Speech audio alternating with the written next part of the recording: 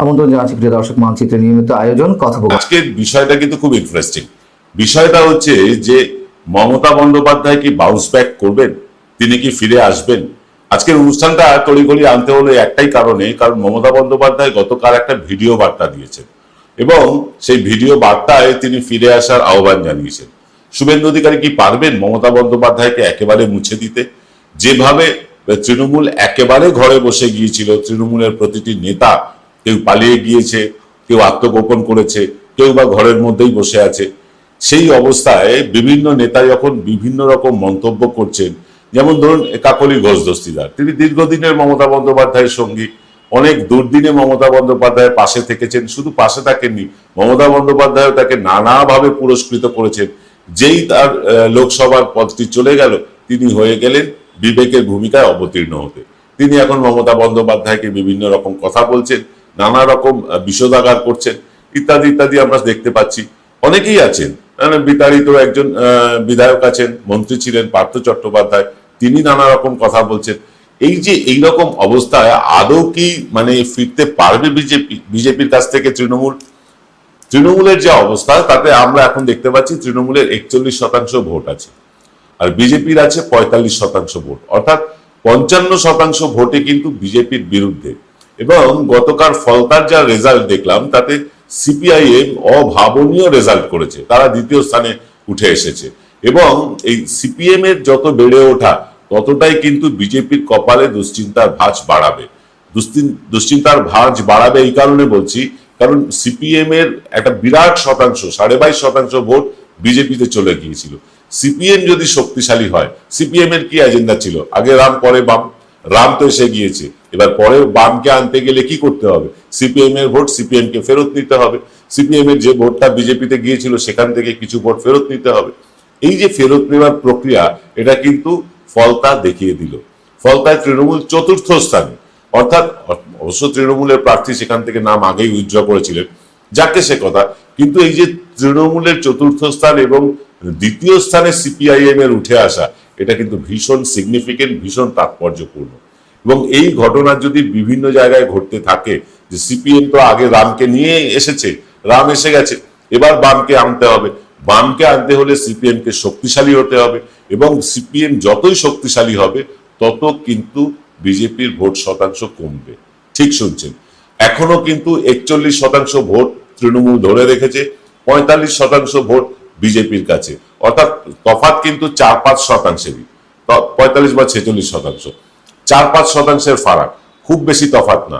CPM যদি তাদের vote 5% নিয়ে নিতে পারে, তাহলে কিন্তু লড়াইটা জমে ক্ষীর হয়ে যাবে। এবং এই লড়াইটাই কিন্তু আমরা দেখার জন্য অপেক্ষা করছি আগামী লোকসভা নির্বাচনে। এবং এই যে বিভিন্ন কেন্দ্রে মমতা বন্দ্যোপাধ্যায় গতকাল ভিডিও বার্তায় বলেছেন যে তাকে অন্তত 150 আসনে জোর করে হারিয়ে দেওয়া হয়েছে। আমি 150 আসন নাই বা ধরলাম, যদি 120-25টা আসনও এইরকম হয় যে কাউন্টিং থেকে লোক বের করে দেওয়া, ইভিএম বদলে দেওয়া, ইত্যাদি ইত্যাদি ঘটনা তো ঘটেছে, এটা বাস্তব সত্য, এবং তার কোনো ভিডিও ফুটেজ বা তার সিসিটিভি ফুটেজ নির্বাচন কমিশন দেখাতেও চাইছে না। ফলে এখানে একটা সন্দেহের বাতাবরণ তৈরি হয়েছে। আমি বলছি না যে সবটাই কিন্তু বিজেপি চুরি করে জিতেছে বা সবটাই ভোট চুরি হয়েছে, এরকম নয়। তৃণমূলের বিরুদ্ধেও কিন্তু নানান অভিযোগ ছিল, নানান সময়ে নানা তৃণমূল নেতারা বিভিন্ন রকম দুষ্কর্মে, নানা রকম তোলাবাজিতে জড়িয়ে পড়েছিল। এটা তৃণমূলের নিশ্চয়ই একখানা বড় ধাক্কা, এবং তৃণমূলের পরাজয়ের পেছনে এটা একটা বড় কারণ। কিন্তু যেটা বলা হচ্ছে যে সম্পূর্ণ ধর্মীয় মেরুকরণ হয়ে গিয়েছে, সম্পূর্ণভাবে অ্যান্টি ইনকমবেন্সি বা প্রতিষ্ঠান বিরোধিতা, এটা মানতে আমরা নারাজ। আমরা যে সমীক্ষা দেখিয়েছিলাম তাতে বলেছিলাম যে তৃণমূল 222 থেকে 228টি আসন পাবে। 222-228 না হলেও 210টি আসন পাওয়ার জায়গায় তৃণমূল ছিল, এখনো বলছি তৃণমূল ছিল। যে কোনো কারণেই হোক তারা তাদের দুর্গ রক্ষা করতে পারেননি, অর্থাৎ কাউন্টিং এ তাদের এজেন্টকে ধরে রাখতে পারেননি। মমতা বন্দ্যোপাধ্যায় অভিযোগ করেছেন যে বিজেপির লোকেরা ওই কেন্দ্রীয় বাহিনীর পোশাক পরে কাউন্টিং এর ভেতরে ছিল। আমরা কিন্তু এই আশঙ্কাটা অনেক আগেই করেছিলাম যে বিজেপি বা আরএসএস এর লোকজন নিরাপত্তা বাহিনীর পোশাক পরে পশ্চিমবাংলা দাপিয়ে বেড়াতে পারে, এই আশঙ্কাটা করেছিলাম। আজ হয়তো মমতা বন্দ্যোপাধ্যায় বুঝতে পারছেন, কিন্তু এই আশঙ্কার কথা আমরা বলেছিলাম যে তৃণমূলের যে যারা টিকিট পাননি তারা একটা অংশ কিন্তু সাবোটাজ করবেন। এবং যারা টিকিট পেয়েছেন তাদের মধ্যে অনেকেই একেবারে ফ্রেশার, নতুন মুখ, তাদের সাংগঠনিক দক্ষতা নিয়ে প্রশ্ন কিন্তু আছেই। যাই হোক, মমতা বন্দ্যোপাধ্যায়ের দল, তাদের দল, তারা ঠিক করবেন। কিন্তু আমরা মানে হুইসল ব্লোয়িংটা কিন্তু অনেক আগেই করেছিলাম, এবং এই আগে করার ফলে আমাদের কাছে নানা রকম কটূক্তি, বক্রোক্তি, নানা রকম থ্রেট, হুমকি ইত্যাদি এসেছে, এবং আজকের দিনেও এসে যাচ্ছে। যেমন এক ভদ্রলোক ফোন করে বললেন, আপনার কাছ থেকে এত টাকা পাই, আপনি কেন দিচ্ছেন না? কিসের টাকা মশাই, কিসের টাকা? এই যে পান, তার একটা ডকুমেন্টেশন থাকবে তো। এই যে এরকম ভাবে আমাদেরকে চেক করা হচ্ছে, আমাদেরকে চাপে রাখা হচ্ছে, এই চাপে রাখার আমাদেরকে লাভ নেই। চাপে রেখে আমরা এভাবে চাপে পড়বো না। আমরা আমাদের দর্শকদের কাছে দায়বদ্ধ। দর্শকেরা আমাদের কাছে মানে যা প্রত্যাশা করেন, আমরা সেটা দিতে দায়বদ্ধ আছি। যাই হোক, আমি চলে আসি আজকের অনুষ্ঠানের বিষয়ে। আজকে আমরা আলোচনা করছি, শুভেন্দু কি পারবেন মমতাকে মুছে ফেলতে? আমি এক কথায় উত্তর দিচ্ছি, এটা শুভেন্দু কেন, কারোর পক্ষেই সম্ভব না। মমতা বন্দ্যোপাধ্যায় একজন স্ট্রিট ফাইটার, তিনি মাটি থেকে উঠে আসা মানুষ। তিনি কোনো রাজ পরিবারে বা জমিদার পরিবারে জন্ম নেননি। তার এমন কোনো ব্যাকগ্রাউন্ড নেই যে তার বাবা, কাকা, জ্যাঠা এনারা সব বড় বড় রাজনৈতিক নেতা ছিলেন, এরকম না। কিন্তু শুভেন্দু অধিকারীর ক্ষেত্রে তার বাবা বড় নেতা ছিলেন, তিনি তার পুত্র হয়ে তার উত্তরাধিকার বহন করে চলেছেন। এই যে মানে স্ট্রিট ফাইটার এবং পারিবারিক সূত্রে নেতা হওয়া, দুটোর মধ্যে তো তফাৎ আছেই। আজকে দেখছেন, আমরা যেটা বলেছিলাম, মমতা বন্দ্যোপাধ্যায় গতকাল তাই বলেছেন যে মানুষের মনে উচ্ছ্বাস নেই। যে একটা এত বড় জয় হলো, এত বড় ভিক্টরি হলো, তারপরেও মানুষ কেন নিশ্চুপ? মানুষ কেন তার প্রতিক্রিয়া দিচ্ছেন না? রাস্তাঘাটে কোথাও কোথাও কেন মানুষের মধ্যে সে আনন্দ উচ্ছ্বাসটা দেখছি না, যেটা 2011-তেও আমরা দেখেছিলাম পরিবর্তনের পর। যখন একটা রাজ্যে পালা বদল ঘটে, পরিবর্তন ঘটে, বেশ কিছু মানুষ তো আনন্দিত হয়, এবং তার জন্যই তো পালা বদলটা ঘটে। সে আনন্দ উচ্ছ্বাসটা কেন দেখছি না? তাহলে কি সবাই মানে চুপ করে আছেন, অপেক্ষা করছেন কোনো একটা কিছু? আমার যতদূর মনে হচ্ছে এই উচ্ছ্বাস না থাকার কারণ হচ্ছে, কারণ সিপিআইএম যদি ভালো ফল করত, সিপিআইএম যদি সমস্ত জায়গায় ভালো ফল করত, অন্তত অর্ধেক আসনে যদি দ্বিতীয় স্থানে তারা থাকতো, তাহলে কিন্তু এই উচ্ছ্বাসটা আমরা দেখতে পেতাম। কারণ সিপিআইএম এর যে মানুষগুলো বিজেপিকে ভোট দিয়েছিলেন, বা বামফ্রন্টের যে মানুষগুলো বিজেপিকে ভোট দিয়েছিলেন, তারা কার্যতই উচ্ছ্বসিত হতে পারছেন না। কারণ বিজেপির সাথে তাদের আইডিওলজিক্যাল একটা তফাৎ, আদর্শগত একটা তফাৎ ছিলই। তারা তৃণমূলকে সরাতে বিজেপিকে ভোট দিয়েছেন, কিন্তু তৃণমূল তো সরেছে, বিজেপি এসে কি করছে? সেই প্রশ্নের উত্তর খুঁজবে একটা ছোট্ট বিরতির পর।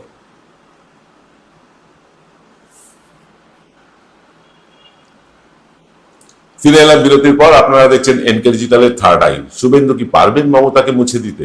এই প্রশ্নের উত্তর খুঁজতে গিয়ে আমরা প্রথমেই বলেছি, না, তিনি পারবেন না, বরং মমতা বাউন্স ব্যাক করার জন্য তৈরি। 41% মানুষের জনসমর্থন আছে, মাত্র 5-6% তফাৎ বিজেপির থেকে। যেভাবে বিজেপি জিতুক, বিজেপি তো জিতেছে, কিন্তু এই জেতার মার্জিনটা এত কম, 5-6%, সেটা যে কোনো সময় উল্টে যাওয়ার পক্ষে, উল্টে যেতে পারে যে কোনো সময়। আমি বলছি না যে 5 বছর আগে উল্টাবে, কিন্তু 5 বছর পরে তো উল্টাতে পারে। এবং মমতা বন্দ্যোপাধ্যায় যদি তার পুরনো ইমেজে ফিরে যান, যেভাবে হকার নিয়ে তিনি সরব হয়েছেন, যেভাবে মানুষকে হয়রান করা হচ্ছে বুলডোজার দিয়ে বিভিন্নভাবে, এই যে স্বাস্থ্যসাথী ধরুন, সবাই পেতেন, এখন আর স্বাস্থ্যসাথী মধ্যবিত্ত উচ্চবিত্তরা পাবেন না। পাবেন কারা? একেবারে প্রান্তিক, যাদের বাড়িতে পাকা দেওয়াল নেই, যাদের 2 চাকার কোনো বাহন নেই, যাদের বাড়িতে স্মার্টফোন নেই, এরকম মানুষেরা পাবেন। কন্যাশ্রীর উপস্থিতি কি হবে কেউ জানে না। কেউ জানে না যে লক্ষ্মীর ভান্ডার আদৌ কারা পাবেন। মাননীয় উপমুখ্যমন্ত্রী অগ্নিমিত্রা পল, তিনি অবশ্য বলেছেন যে যারা লক্ষ্মীর ভান্ডার পেতেন তারা সবাই অন্নপূর্ণা ভান্ডার পাবেন। কিন্তু একই রকম কথা ভেসে আসছে, সরকারি তরফে নোটিফিকেশন জারি করে কেন জানানো হচ্ছে না, এটা আমি জানি না। ডিএ কবে পাবেন তার কোনো মানে নিশ্চয়তা আমরা এখনো পাইনি সরকারের কাছ থেকে। পাবেন এটা শুনছি, কিন্তু কবে পাবেন জানি না। সপ্তম পে কমিশন এপ্রিল মাস থেকেই লাগু হওয়ার কথা ছিল যদি তৃণমূল আসতো, কিন্তু মে মাস চলে যাচ্ছে, এখনো সেটা লাগু হয়নি। কবে হবে তাও জানি না। এর মধ্যে কেন্দ্রীয় সরকার থেকে বিরাট টাকার একটা অনুদান এসেছে রাজ্য সরকারের কাছে। অনেক পুরনো টাকা যেগুলো আটকে রাখা হয়েছিল সেগুলো ছেড়ে দেওয়া হচ্ছে। তার মানে বোঝাই যাচ্ছে যে একটা প্রতিহিংসা পরায়ণ মানসিকতা নিয়ে কেন্দ্রীয় সরকার চলছে। এখনো যে বিরোধী রাজ্যগুলো আছে তারা কিন্তু এখনো অনেক টাকা পাবে, তাদেরকে সেই টাকাগুলো, পাওনা টাকা দেওয়া হচ্ছে না। অথচ পশ্চিমবঙ্গে পালা বদল হতেই কিন্তু টাকার বন্যা বইছে কেন্দ্র থেকে। এই টাকাটা যদি পালা বদলের আগে হতো, রাজ্যের আরো উন্নয়ন করা যেত। আমরা দেখেছি মমতা বন্দ্যোপাধ্যায়কে কখনো ব্রিজ তৈরি করছেন, কখনো মূর্তি বসাচ্ছেন, কখনো কোনো মানে স্থাপত্যে শিলান্যাস করছেন, ইত্যাদি ইত্যাদি দেখেছি, বা স্থাপত্য উদ্বোধন করছেন। এখন দেখছি কি সব ভাঙচুরের দৃশ্য, সব ভেঙে দাও, সব গুড়িয়ে দাও, সব বুলডোজার চালিয়ে দেওয়ার দৃশ্য। এটা মানুষ ভালোভাবে নিচ্ছেন না, এইটা মানুষ নিচ্ছেন না। আপনি যদি আপনার কিছু করতেই হয়, আপনি নতুন কিছু করুন। পুরনোকে মুছে ফেলে পুরনোকে বুলডোজ করে দিয়ে আপনি যেটা করতে চাইছেন সেটা কিন্তু হয় না। এই যে লেনিনের মূর্তি ভাঙছেন, বা ধরুন বিশ্ব বাংলার লোগো ভাঙছেন, আর এতে কিন্তু আপনাদের সুনাম হচ্ছে না। আপনারা যদি বিশ্ব বাংলার পাশাপাশি, লেনিনের পাশাপাশি আপনারা যদি শ্যামাপ্রসাদেরও মূর্তি বানাতেন আরো বেশ কয়েকটা, তাহলে কিন্তু মানুষের কিছু বলার ছিল না। আপনারা পুরনো যা কিছু সবকিছু ভেঙে দিয়ে নতুন করে সব গড়তে চাইছেন, এটা কিন্তু মানুষ ভালোভাবে নিচ্ছে না। আমাদের কাজ হুইসল ব্লোয়িং করা, আমরা হুইসল ব্লোয়িং করলাম। এবার মানুষ মানে কি রিয়াকশন দেবেন, সরকার কি রিয়াকশন দেবেন, সেটা আমাদের হাতে নেই। কিন্তু আমরা আগে থেকে একটু সতর্ক করি, আজকেও সতর্ক করছি যে এই যে যেভাবে পুরনো জিনিস ভেঙে ফেলা হচ্ছে, যেভাবে নির্বিচারে হকার উচ্ছেদ হচ্ছে, কোনো রকম বিকল্প ব্যবস্থা না করে যেভাবে মানুষের বিল্ডিং ভেঙে দেওয়া হচ্ছে। বিল্ডিং ভেঙে দেওয়ার কতগুলো নিয়ম আছে। বিল্ডিং ভেঙে দেওয়ার নিয়ম হচ্ছে, যদি ধরুন আপনি আমি কেউ অবৈধ বিল্ডিং করি বা ইল্লিগাল বিল্ডিং করি, তাহলে আমাকে মিউনিসিপ্যালিটি থেকে চিঠি দেওয়া হবে, কারণ দর্শাতে বলা হবে কেন আমি করেছি, এবং তার যথাযথ কাগজপত্র চাওয়া হবে। তারপর যদি সেগুলো আমি নির্দিষ্ট সময়ের মধ্যে আমি যদি সরকারকে দেখাতে না পারি, তখন আমার যে বাড়ির যে অবৈধ অংশ সেটা সরকার ভেঙে দিতে পারে। কিন্তু এখানে কোনো ন্যায় বিচারের ব্যাপার নেই, কারণ কাউকে আইনের কাছে নিয়ে যাওয়া হচ্ছে না, সরাসরি তাকে তার বিল্ডিংটা ভেঙে দেওয়া হচ্ছে। এবং তার জন্য বিল্ডিং ভাঙছেন ঠিক আছে, কিন্তু যারা ওই বিল্ডিং এর প্রমোটার, যে ইঞ্জিনিয়ার সেই সময় মিউনিসিপ্যালিটিতে ছিলেন, মিউনিসিপ্যালিটির ইঞ্জিনিয়াররা তো বিল্ডিং মানে প্ল্যান পাস করেন, প্ল্যান পাস করার পর সেটা সরজমিনে দেখার কাজ, তারা কি করছিলেন, সেই মিউনিসিপ্যালিটির অফিসাররা কি করছিলেন, তাদের জন্য কোনো ব্যবস্থা নেওয়া হচ্ছে না। এছাড়াও শুভেন্দু অধিকারী একটি কথা, দারুণ কথা বলেছেন, দারুণ কথা মানে কথাটা শুনলে আপনিও অবাক হবেন, যে বাংলাদেশিদের যদি হাওড়া শিয়ালদা স্টেশনে পাকড়াও করা হয়, তাহলে তাদের কোনো বিচার হবে না, সোজা তাদেরকে বাংলাদেশে ওপারে পাঠিয়ে দেওয়া হবে।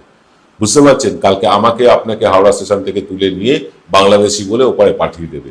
আমি বাংলাদেশি কিনা, আমি ভারতীয় কিনা, তার ডকুমেন্ট আদালতের কাছে প্রডিউস করার সময়টুকু আমি পাবো না। যে এইভাবে একখানা স্বৈরতান্ত্রিক ভাবে যেভাবে সরকার চলছে, এভাবে সরকার পশ্চিমবাংলায় আগে কখনো চলেনি, সিদ্ধার্থ শঙ্কর রায়ের পরে জ্যোতিবাবুর সময় চলেনি। তাদের সময় তো গণহত্যা হয়েছে, একের পর এক কারখানা বন্ধ হয়ে গিয়েছে, এগুলো তাদের ব্যর্থতা ছিল। মমতা বন্দ্যোপাধ্যায়ের সময় চুরি চামারি হয়েছে, চাকরি চুরি হয়েছে, কিন্তু এইরকম স্বৈরতান্ত্রিক ব্যবস্থাটা ছিল না, যে সব ভেঙে দেব, সব গুড়িয়ে দেব, যাকে মনে হবে বাংলাদেশে পাঠিয়ে দেব, যাকে মনে হবে তুলে নিয়ে গিয়ে থানায় ঢুকিয়ে তাকে বেধড়ক মারাবো। এই জিনিসগুলো ছিল না, এগুলো ছিল না। নিশ্চয়ই চুরি চামারি ছিল, তাই তো মানুষ পরিবর্তন চেয়েছিলেন। কিন্তু পরিবর্তন মানে এই নয় যে কারোর বাড়ি বুলডোজ করে দেওয়া হবে বিনা নোটিশে, কাউকে তার রুটি রুজি কেড়ে নেওয়া হবে তার বিকল্প ব্যবস্থা না করে। এই রকম পরিবর্তন তো মানুষ চায়নি। আমরা শুভেন্দু বাবুর কাছ থেকে আরো একটু মানবিকতা আশা করি। আমি জানি তিনিও একদম গ্রাসরুট থেকে উঠে এসেছেন, তিনি হতে পারেন রাজনৈতিক পরিবারের একজন মানুষ, কিন্তু তিনি গ্রাসরুট পলিটিক্সটা খুব ভালো বোঝেন, মানবিক দিকটা বুঝতে চান। নন্দীগ্রাম আন্দোলনে তার অবদানটা কেউ ভুলতে পারে না। কিন্তু তারপরেও তিনি ক্ষমতায় আসার পর এই রকম মানসিকতা নিয়ে যদি চলেন, সত্যি বলছি আপনাদেরকে, যে শুভেন্দু অধিকারী সম্বন্ধে যেটুকু ভালো ধারণা মানুষের আছে সেটুকু আর থাকবে না। উল্টো দিকে কিন্তু তৃণমূল আবার বাউন্স ব্যাক করতে শুরু করেছে।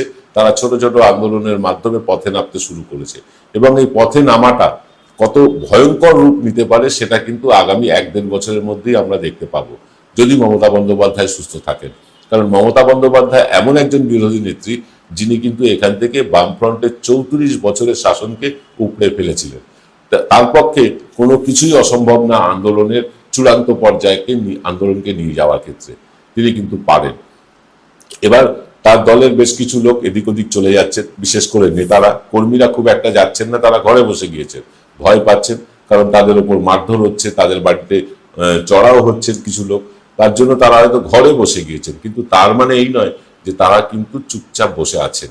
তারা হয়তো প্রস্তুতি নিচ্ছেন। আগামী দিন মমতা বন্দ্যোপাধ্যায় যখন পথে নামবেন, আগামী দিন যখন মমতা বন্দ্যোপাধ্যায় আন্দোলনে ফিরবেন, দেখবেন এই মানুষগুলোই কিন্তু সেই আন্দোলনে সামিল হচ্ছে। আমি বলছি না যে এখানে কোনো গণ অভ্যুত্থান হোক, এটা কাম্যও নয়, কিন্তু যেভাবে নির্বিচারে হকার উচ্ছেদ হয়ে যাচ্ছে, গরিব মানুষের ঘর বাড়ি ভেঙে দেওয়া হচ্ছে, এইটা বোধহয় সরকারের পক্ষে যাচ্ছে না। সরকার এটা যত তাড়াতাড়ি বোঝে ততই ভালো। আর মমতা বন্দ্যোপাধ্যায়কে মুছে ফেলা সম্ভবত এই দশকে কেন, এই শতকেও সম্ভব হবে না কোনো রাজনৈতিক দলের পক্ষে। কারণ তিনি যেখান থেকে উঠে এসেছেন, একজন সামান্য ফুটপাতের দুধ বিক্রেতা থেকে রাজ্যের মুখ্যমন্ত্রী হয়েছেন, সেখান থেকে তাকে হয়তো সরিয়ে দেওয়া যায় রাষ্ট্রযন্ত্র ব্যবহার করে। মানুষের মন থেকে তাকে মুছে ফেলা কিন্তু কোনোভাবেই আর সম্ভব নয়। আজ এই পর্যন্ত, সকলে ভালো থাকবেন, নমস্কার। মুহূর্তে যে খবর নিয়ে উপস্থিত হয়েছি, দেশের প্রধানমন্ত্রী বিদেশে এবং সম্পূর্ণভাবে বিত্তমন্ত্রী অর্থাৎ অর্থমন্ত্রী কোনো কথাই বলছেন না। এই মুহূর্তে যে ভারতবর্ষের টাকার দাম পড়ছে কিংবা মূল্য বৃদ্ধি হচ্ছে, পেট্রোল ডিজেলের দাম বাড়ছে, সেগুলো নিয়ে কিন্তু রাহুল গান্ধী তিনি একটার পর একটা প্রশ্ন যখন করছেন সম্পূর্ণ চুপ, সম্পূর্ণ কেউ এই নিয়ে কোনো কথা বলছেন না। তখন আমরা দেখতে পেলাম হঠাৎ করে ভারতবর্ষ অর্থমন্ত্রী নির্মলা সীতারমণ তার একদম বিভৎস যে সাইলেন্স সেটা ভাঙলেন এবং সোশ্যাল মিডিয়াতে এসে তিনি পর পর জবাব দিলেন এবং বড় বড় করে ইংলিশে তারপর হিন্দিতে একদম তার জবাব পাল্টা রাহুল গান্ধীকে দিলেন। কিন্তু কেন? তার কারণটা হচ্ছে রাহুল গান্ধী এতদিন ধরে যা অ্যাটাক করছিলেন, সেই অ্যাটাকটা করছিলেন কেন্দ্রীয় সরকারকে। কেন্দ্রীয় সরকারকে অ্যাটাক করলে তাদের উত্তর দেওয়ার কোনো হয়তো দায় থাকে না, কিন্তু এবার তিনি একদম রায়বেরেলি থেকে অ্যাটাকটা করে ফেলেছেন যে দুজনকে, তারা দুজন কিন্তু রীতিমতন বেশ খানিকটা বিজেপির কাছে একদম ব্লু আইড বয় হিসেবে পরিচিত, অর্থাৎ আদানি এবং আম্বানিকে একদম সরাসরি প্রশ্ন করে ফেলেছেন এবং তিনি বলেছেন যে এই মুহূর্তে ভারত সরকার যেরকম অবস্থা দিয়ে চলছে এবং ভারতের মানুষ যে পরিস্থিতির মধ্যে পড়তে চলেছে, তাতে ভারতের সাধারণ মানুষের অসুবিধা তৈরি হবে। আদানি আম্বানি তাদের তো অসুবিধা তৈরি হবে না এবং আদানি আম্বানিকে সাহায্য করার জন্য এই সরকার চলছে। এই কথা বলা মাত্রই রীতিমতো নির্মলা সীতারমণ একদম তার সোশ্যাল মিডিয়াতে এসে পর পর বক্তব্য লিখলেন এবং বললেন 2014 সাল থেকে কোন কোন যে একদম সুবিধাগুলো সাধারণ মানুষকে আমরা দিচ্ছি, তাতে কোন কোন সুবিধাগুলো একদম বলুন তো আদানি আম্বানি পেয়েছে। কি বললেন নির্মলা সীতারমণ আপনাদের একদম কোট আনকোট পড়ে শোনাবো, কিন্তু তার আগে অবশ্যই টক টু বাংলা ইউটিউব চ্যানেলকে সাবস্ক্রাইব করে ভিডিও দেখুন শেষ অবধি স্কিপ না করে। আপনাদের পড়ে শোনাই। এই মুহূর্তে নির্মলা সীতারমণ বলছেন, since 2014 we continue to serve every sector and every section of our society through our policies and initiatives. Farmer, the poor, women, youth, MSME are at the core of our governance structure. অর্থাৎ আমরা সম্পূর্ণভাবে সমাজের প্রত্যেকটা স্তরকে উন্নত করার চেষ্টা করছি 2014 সাল থেকে। তারপর তিনি কয়েকটা পর পর একদম রীতিমতন স্কিমের নাম বলছেন। তার মধ্যে প্রথমেই জনধন যোজনা, যেটা সেটা মোদী সরকার ইন্ট্রোডিউস করছিল, সেটাকে বলে তিনি বলছেন আদানি আর আম্বানি, এই জনধন যোজনা সেটাকে আদানি না আম্বানি কার জন্য খোলা হয়েছিল। তারপর তিনি বলছেন মুদ্রা লোন, সেটা কার জন্য খোলা হয়েছিল। তারপর তিনি বলছেন বিশ্বকর্মা যোজনা, সেটা কার জন্য খোলা হয়েছিল তিনি পরপর জিজ্ঞেস করছেন। তার পরবর্তীতে তিনি বলছেন শ্রম কার্ড, জি রামজি বিল, যেটা 100 দিনের কাজ ছিলই সেটাকে 125 দিন করলো মোদী সরকার, সেটা কার জন্য করা হয়েছে। তার পরবর্তীতে বলা হচ্ছে পিএম কিষান ডিসইনভেস্টমেন্ট, তার পরবর্তীতে লাখপতি দিদি, তার পরবর্তীতে excise duty cut on fuel, Garib Kalyan অন্ন যোজনা, অনেক কিছু তিনি পরপর লিস্ট দিয়েছেন এবং তিনি বলছেন এইগুলোর মধ্যে কোনটা আদানি এবং আম্বানির জন্য করা হয়েছে আপনি বলুন। তো সেই উত্তর রাহুল গান্ধী দিয়েছেন বটেই, কিন্তু একদম সরাসরি যে প্রশ্নটা আমরা সাধারণ একদম ইউটিউবার হিসেবে করতে চাই, যেই মুহূর্তে আমরা বসে এই ভিডিওটা তৈরি করছি তখন ভারতবর্ষের টাকার মূল্য পড়তে পড়তে $1 সমান 97 টাকা ছাড়িয়ে গিয়েছে 98 টাকার দিকে। এই মুহূর্তে $1 সমান, এর কয়েকদিনের মধ্যে মে মাস শেষ হওয়ার আগে ইকোনমিস্টরা বলছেন 100 টাকা ছাড়িয়ে যাবে। $1 সমান 100 টাকা। তার কারণটা কি? তার মূল কারণটা হচ্ছে একদম সরাসরি ডলারে এই মুহূর্তে মানুষজন ইনভেস্ট করতে চাইছেন। মানুষজন যখন দেখছেন টাকার মূল্য এইভাবে পড়ছে, তখন ডলারে তারা ইনভেস্ট করছেন। এবং ডলার ইনভেস্ট করলে এই মুহূর্তে সুবিধাটা কি? কেউ যদি একদম সরাসরি 10 লক্ষ টাকা ডলার ইনভেস্ট করেন, আচ্ছা ধরা যাক 1 লক্ষ টাকা ইনভেস্ট করেন ডলারে, $1 লক্ষ তিনি কিনে নিলেন, কয়েকদিনের মধ্যেই তো সেই টাকাটা 125 টাকা যখন হয়ে যাবে $1 সমান, তখন তো সরাসরি তাদের প্রচুর টাকা লাভ হবে। তো সেই জায়গা থেকে মানুষ কিন্তু এখন এই মুহূর্তে ডলার ইনভেস্ট করছে এবং ডলার অনুযায়ী ডলার মজবুত হচ্ছে এবং টাকা অনুযায়ী টাকা আরো কমজোরি হচ্ছে। তো সেই জায়গায় দাঁড়িয়ে সেটা নিয়ে বিত্তমন্ত্রী কোনো কথা বলছেন না, মাননীয় অর্থমন্ত্রী কোনো কথা বলছেন না, এবং তারা কথা বলছেন না যে সেন্সেক্স সেটাও গতকাল রেকর্ড মার্জিনে একদম ধস নেমেছে, সেটা নিয়ে কোনো কথা হচ্ছে না। তো এই বিষয়গুলো নিয়ে যখন কোনো কথা হচ্ছে না, তখন অবশ্যই রাহুল গান্ধীর যে বক্তব্যগুলো উঠে এসেছে সেটা তো এই মুহূর্তে দেশের মানুষ বেশ খানিকটা গুরুত্বপূর্ণ ভাবেই নিতে হবে তাদেরকে। তার কারণ রাহুল গান্ধী যখন যা বলেছেন ভারতবর্ষের সম্পর্কে, ভারতবর্ষের বিভিন্ন যোজনা সম্পর্কে, সেটা জিএসটি হতে পারে, সেটা ডিমনিটাইজেশন হতে পারে, প্রত্যেকটা বিষয় সম্বন্ধে তার যা ভবিষ্যৎবাণী ছিল প্রত্যেকটা কিন্তু একদম সঠিক হয়েছে পরবর্তীতে দেখা গিয়েছে। তাই রাহুল গান্ধী কি বললেন রায়বেরেলিতে দাঁড়িয়ে, তার সংসদ ক্ষেত্রে দাঁড়িয়ে, আপনারা শুনুন। এবং রাহুল গান্ধীর যে সংকেত তিনি দিচ্ছেন, যে সম্ভাবনার কথা তিনি বলছেন যে আগামী 2 মাসের মধ্যে মানুষের এমন অবস্থা হবে মানুষ টের পাচ্ছেন না এই মুহূর্তে, সেটা ঠিক কতটা সঠিক বলে আপনারা মনে করেন? কতটা মূল্যবৃদ্ধি হতে চলেছে আর কয়েকদিনের মধ্যে? কিসের অশনি সংকেত দিচ্ছেন রাহুল গান্ধী? সম্পূর্ণটাই কি ভিত্তিহীন? সম্পূর্ণটাই কি 23টা রাজ্যে ডাবল ইঞ্জিন সরকার চলছে সেটাকে দিয়ে মেকআপ করা যাবে? অবশ্যই আলোচনা করব সমস্তটা নিয়ে পরবর্তীতে অন্য অন্য ভিডিওতে। কিন্তু রাহুল গান্ধীর বক্তব্যটা আপনারা শুনুন, আপনাদের বক্তব্য অবশ্যই কমেন্ট বক্সে কমেন্ট করে যান এবং অবশ্যই ডক্টর বাংলা ইউটিউব চ্যানেলকে সাবস্ক্রাইব করে দিন। ধন্যবাদ। जबरदस्त आर्थिक तूफान आने वाला है, इसको कोई रोक नहीं सकता। और ऐसा आर्थिक तूफान आने वाला है जो आपने और हमने पहले जिंदगी में कभी नहीं देखा। और चोट किसको लगेगी? अंबानी अदानी को नहीं लगेगी, वो अपने महलों में बैठे रहेंगे, उनके महलों के चारों ओर सिक्योरिटी होगी। चोट लगेगी हिंदुस्तान के किसान को, हिंदुस्तान के मजदूर को, हिंदुस्तान के युवाओं को, हिंदुस्तान के जो छोटे व्यापारी हैं, जो छोटी इंडस्ट्री है, जो रोजगार देती है, उनको। अब हम कह रहे हैं, महीनों से मैं कह रहा हूं कि आर्थिक तूफान आ रहा है, आप तैयारी कीजिए, क्योंकि लोगों को जबरदस्त चोट लगने जा रही है।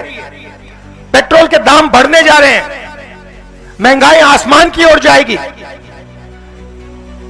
और वो कहते हैं राहुल गांधी को कोई समझ नहीं। और हम उनसे आज भी कह रहे हैं कि आप एक्शन लीजिए, जनता की रक्षा कीजिए, किसानों की रक्षा कीजिए। उनको कुछ लेना देना नहीं। वो कभी हवाई जहाज में नॉर्वे चले जाते हैं, कभी जापान चले जाते हैं, कभी कहीं और चले जाते हैं। क्यों? क्योंकि ये देखिए हमारे मीडिया वाले हैं यहां पे, अदानी का पूरा कंट्रोल इन पे है, अंबानी का पूरा कंट्रोल इन पे है।